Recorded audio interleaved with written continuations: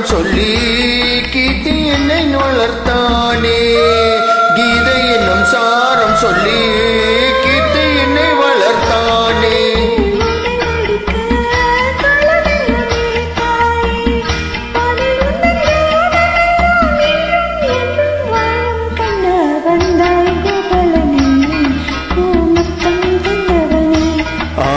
வான் போலே வண்ணம் கொண்டு வந்தாய் கோபலினி, பூமுத்தம் தந்தவனே.